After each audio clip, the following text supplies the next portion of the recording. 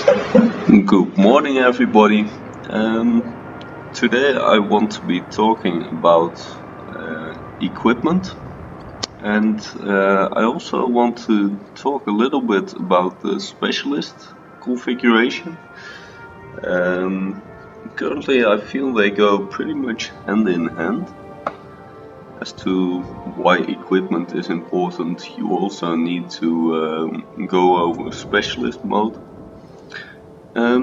And to demonstrate this, I have here my Spitfire 5DB605, which is also known as the German Spitfire. And by those of you who know me from the forum, you will know that this is perhaps my, this is really my success story in terms of, upgrading an aircraft. Now, why is that? The maneuverability of this aircraft started at 86 rating, and I've brought it up all the way to 100.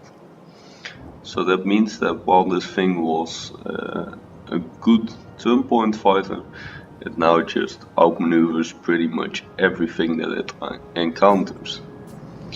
And of course there are plenty of builds possible, and I'm just gonna show you how you can get the most out of an aircraft.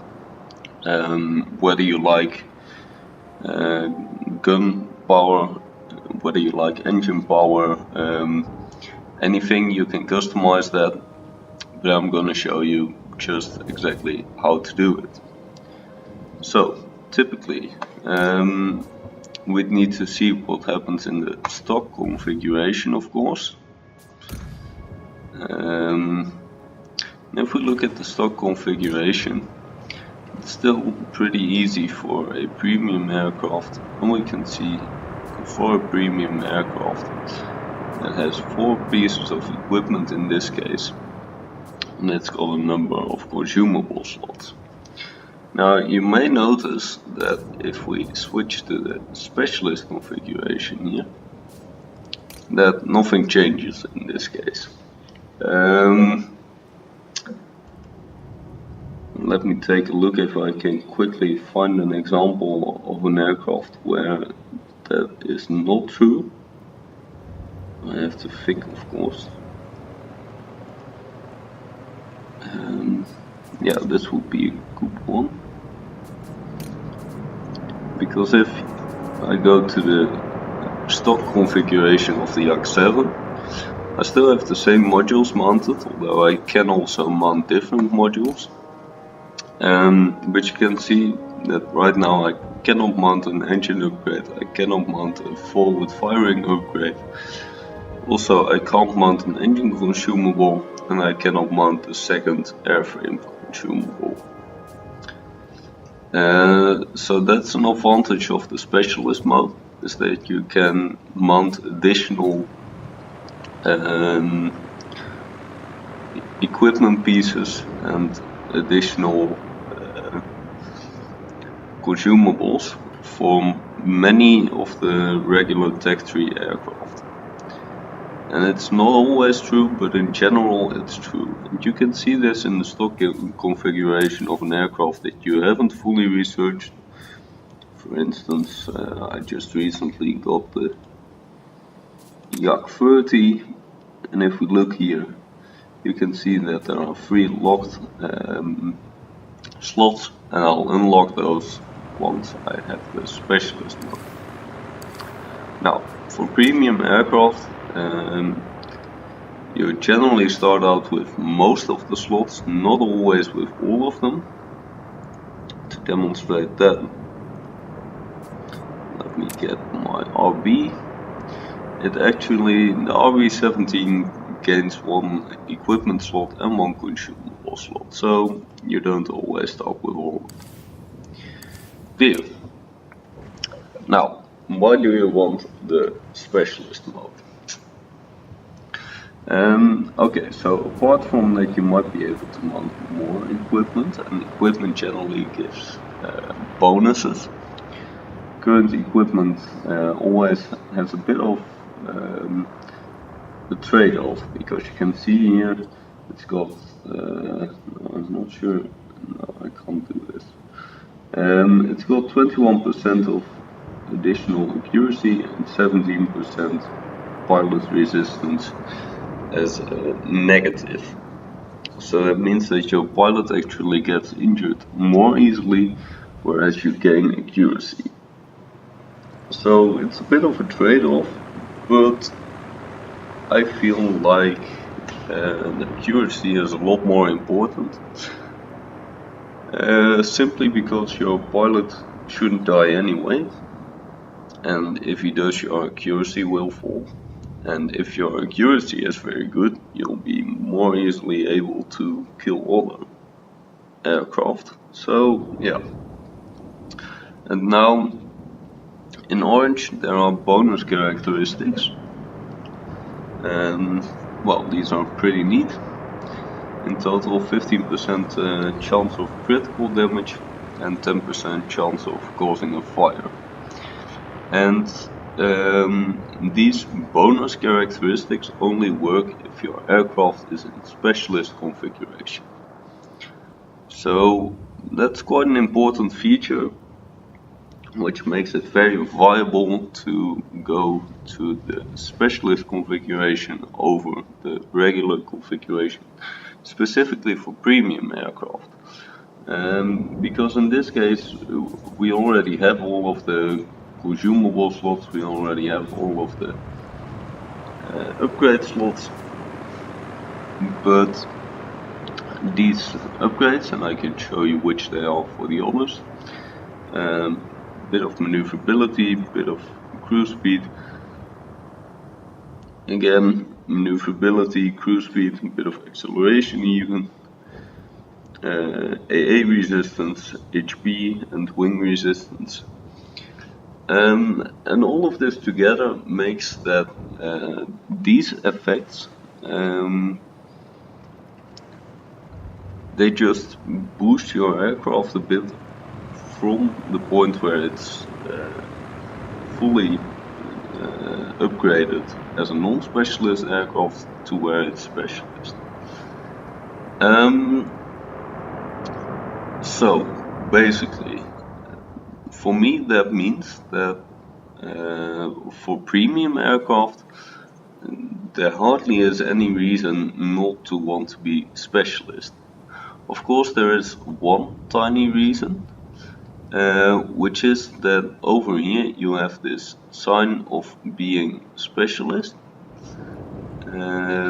whereas a regular aircraft would only have the square above it, which is, well, pretty much this one, but also without the leaves around it, or this one without the wings. So you do have a marker above your head that says, hey, I'm specialist, but simply the fact that you can drive all of this up so far makes it worth it for me. And of course, when you're not in the specialist mode, in a premium aircraft, you can still get the technology level up to 478 for all of these equipment pieces, but only for the equipment pieces that you can actually mount. So for instance, again, in the case of the RB-17, that means that you cannot take a second engine. You can also see here that it gives a warning, because the equipment I mounted here does not gain the bonus characteristics, simply because, yeah, it's not mounted on a specialist aircraft. I'm not that dedicated that I have it on my RB yet. Let's see. If you don't have that on a premium bomber,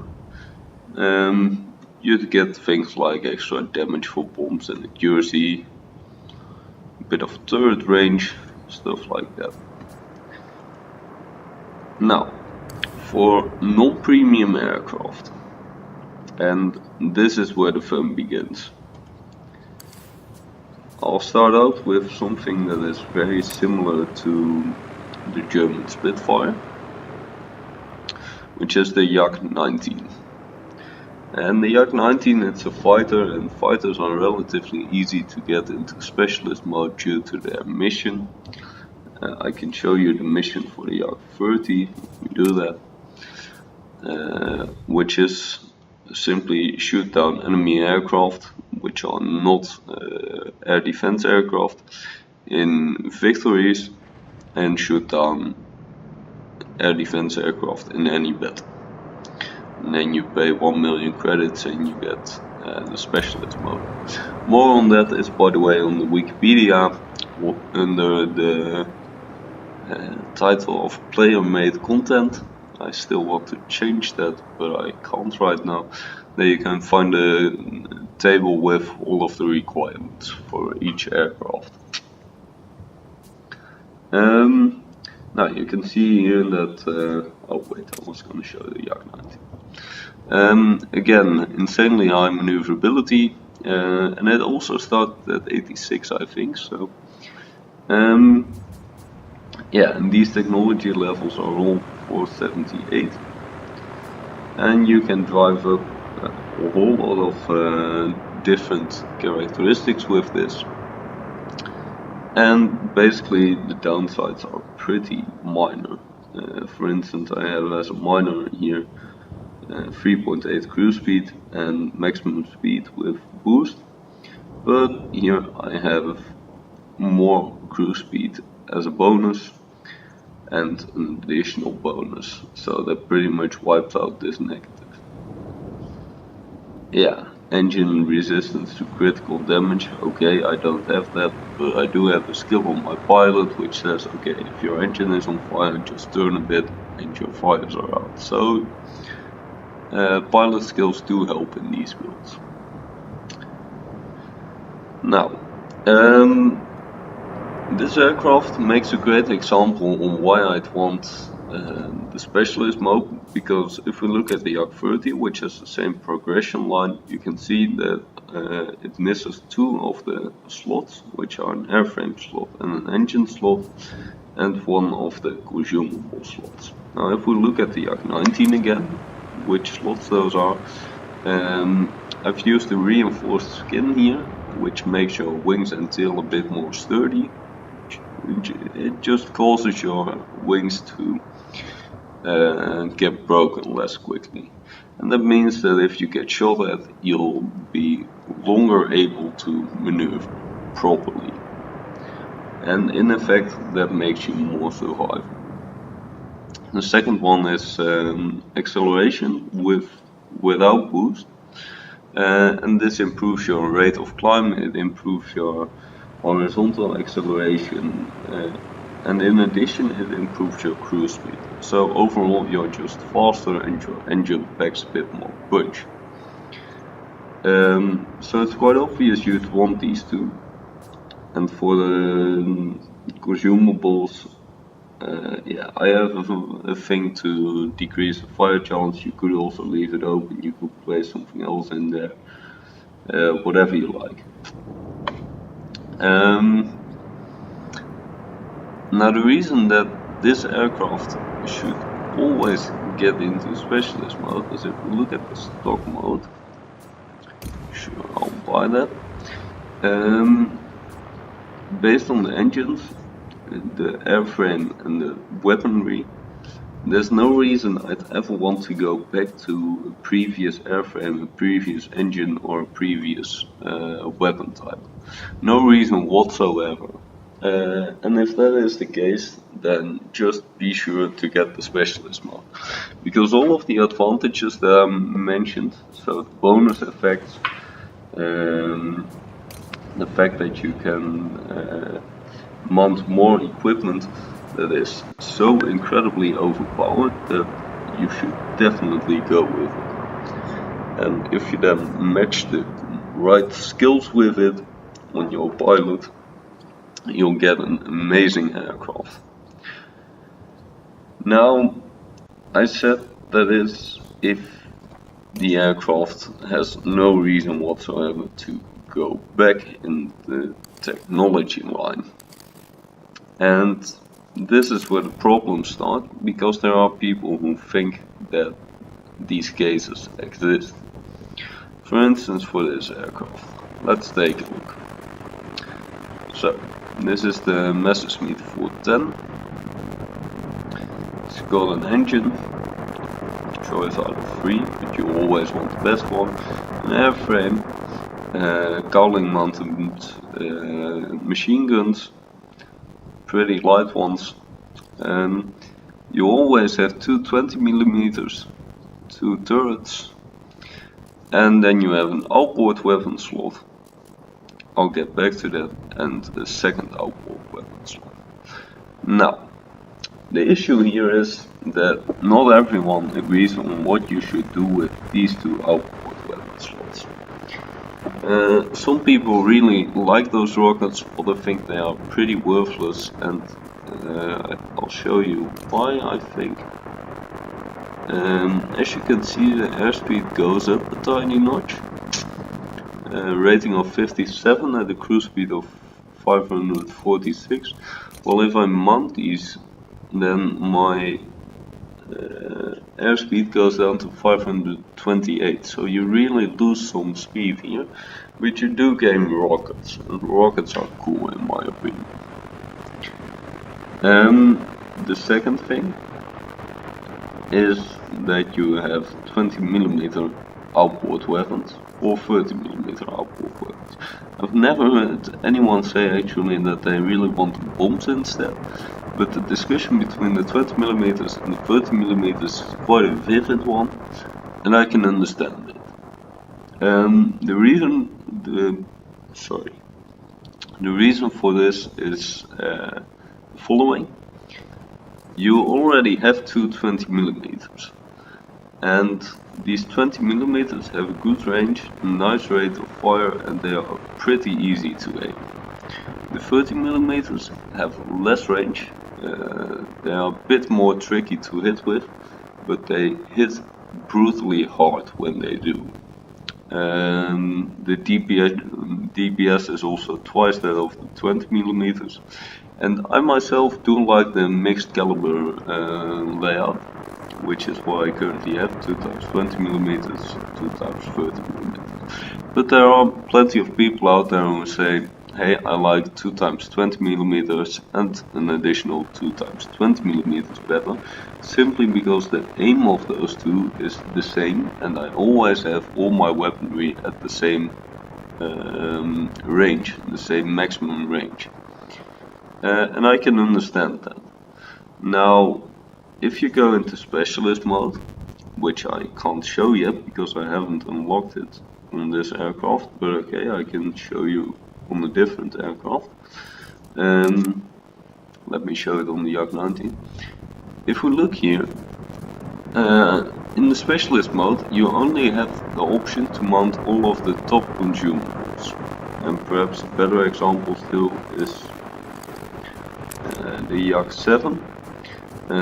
If we look here, we have a lot of options, while if I go to specialist mode, it's all locked, and the only thing I can choose is rockets or no rockets. I'm not sure if that's possible for the Messerschmitt 410. I think it is, because you are choosing between mounting an outboard weapon or not mounting it. And in general, you can always make that choice. In fact, you can even make that choice for the most useless things. For instance, on my Blenheim, in the stock mode, I'd be able to demount my bombs. In the specialist, I would no longer be. Okay. So I'm not sure if the Messerschmitt 410 if you can demount the rockets, but anyway, the issue of the guns there is for many people already a reason to say, hey, I don't necessarily want the specialist mode. Now, if we look at the upgrade slot, you already have one engine slot and a forward firing weapon slot. And you have a cockpit consumable slot, an engine consumable slot, and a ammunition consumable slot. And the things you gain are a cockpit equipment slot, an additional engine, and an airframe slot, and an airframe consumable slot, and a second engine consumable slot. Now I myself think that even when you do not like the mixed caliber setup, the 2x20 and the 2x30mm setup, the addition of this cockpit equipment slot and a second engine upgrade slot, and that should really make it worthwhile to at least give it a proper try. I myself do like the mixed caliber setup simply because it just, these 30mm, they hit incredibly hard. If you look further on the tech tree line there, the Trilling actually has this setup. Oh no, wait, I played the Trilling with it. I played the Trilling with the 2x20 and 2x30mm because I really liked it from the Messerschmitt 410. Yeah, I'd really say, okay, give it a try because it's really, yeah, the advantages of the specialist mode are really big, and those guns are really strong. So that's my opinion. But once again, I do understand that people feel, okay, why can't I just mount my 2x20mm, and this one, standard mounted one, and the other one. And there are discussions going on whether there should be alternative layouts, and the thing I proposed is basically, okay, we have this entire field of options. I'm going back to my Yak 7 again. And if we have that entire field of options, why can't it just be that I select, okay, I want this engine, I want the best airframe, I want the best gun here, I want a less good machine gun, and I want some rockets. And then someone else comes in and he says, okay, but I want the best engine, I want a less good airframe. I prefer the 20mm. I do want better machine guns, and I don't like rockets. And then both of these say, okay, this is my setup, and I'm gonna have a checkbox over here. Okay, this is it, confirm, and then that is your specialist setup. And once you've confirmed that, that's it. And if you want to change it, you just do the mission again or something. I don't know. But in my opinion, that would be a good solution to give everyone the design freedom. Then again, I do feel like there's also something to say for the idea that a specialist is always in a set configuration, simply to weigh it off against, yeah, the advantages and disadvantages of having free choice versus all of the benefits of the specialist mode. Now, you can find further information in the link in the description. That's a Wikipedia article. It's being further edited, and yeah, if you have any questions at all, feel free to approach me in-game on the forum. Even leaving a message in the Wikipedia is okay. Yeah, and I hope you guys enjoyed this. So see you all soon.